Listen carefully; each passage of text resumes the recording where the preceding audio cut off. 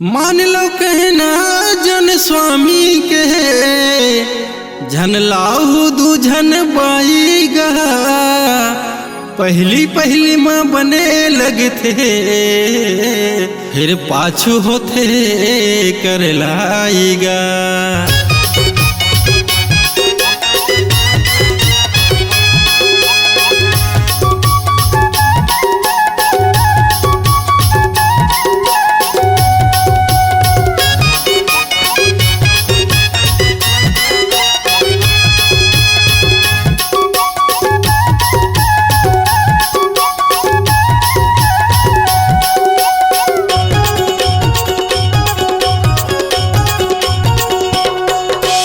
दूझन बाई के चक्कर माँ, दूझन बाई के चक्कर माँ, दूझन बाई के चक्कर माँ बर्बाद हो गया। इकर दोनों के झगड़ा महलकान हो गया। इकर दोनों के झगड़ा महलकान हो गया। दूझन बाई के चक्कर माँ, दूझन बाई के चक्कर माँ, दूझन बाई के चक्कर में बर्बाद हो गया। इकर दोनों के झगड़ा महलकान हो गया।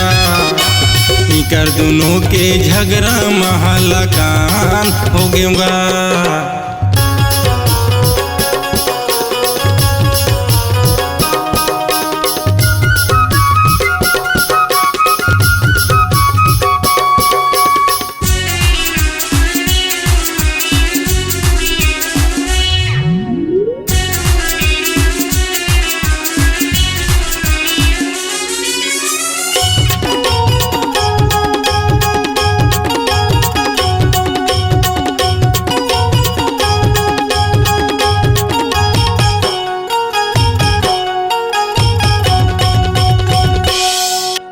बेरा उतले बड़े बाई हा खटिया में सोवत रहतेगा। छोटकी बाई हा मुहला फुलाए घर में बैठे रहतेगा। छोटकी बाई हा मुहला फुलाए घर में बैठे रहतेगा।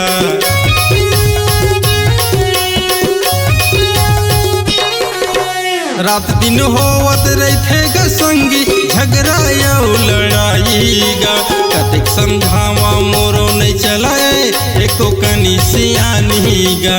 कतिक समझावा मोरो नहीं चलाए एको कनी सियानीगा। इकर मन के झिका तानी माँ, इकर मन के झिका तानी माँ, इकर मन के झिका तानी माँ जंजाल हो गया। इकर दोनों के झगड़ा महलकान हो गया। इकर दोनों के झगड़ा महलकान हो गया।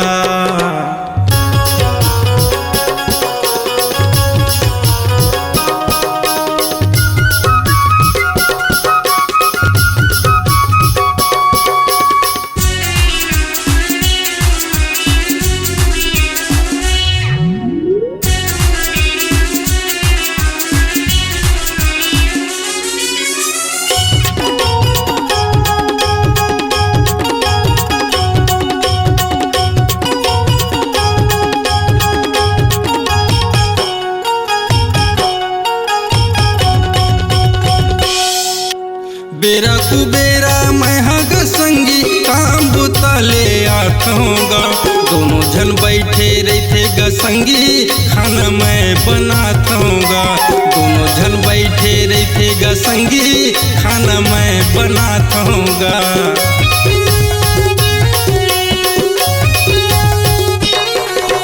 परी कसम रहते दोनों जन काला मैं बताऊँगा। दूझन बाई ला रखे ग संगी करम ला अपन ठठाऊँगा। दूझन बाई रखे ग संगी करम ला अपन ठठाऊँगा। इकर मन के पोसाई माँ, इकर मन के पोसाई माँ, इकर मन के पोसाई माँ कंगाल हो गया। इकर दोनों के झगड़ा महलकान हो गया। इकर दोनों के झगड़ा महलकान हो गया।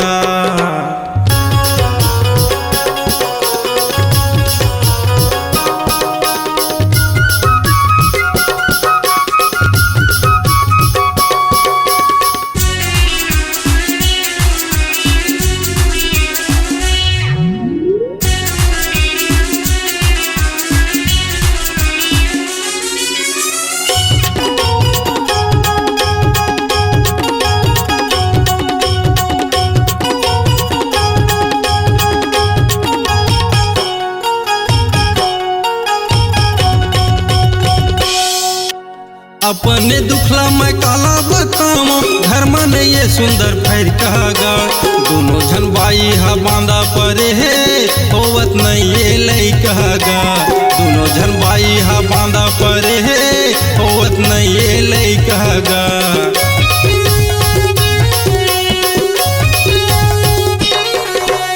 अपने दुखला मैं काला बताओ घर में ये सुंदर फैर कहागा दोनों झन बाई हा बांधा परे है होवत नहीं ये लई कहागा दोनों झन बाई हा बांधा परे है होवत नहीं ये लई कहागा इकर दोनों के नखरा माँ इकर दोनों के नखरा माँ इकर दोनों के नखरा माँ बरहाल होगेगा कर दोनों के झगड़ा महलकान हो गएगा कर दोनों के झगड़ा महलकान हो गएगा तुझन बाई के चक्कर माँ तुझन बाई के चक्कर माँ तुझन बाई के चक्कर माँ बर्बाद हो गएगा कर दोनों के झगड़ा महलकान हो गएगा कर दोनों के झगड़ा महलकान हो गएगा कर दोनों के झगड़ा महलकान हो गएगा कर दोनों के झगड़ा महलकान हो गएगा।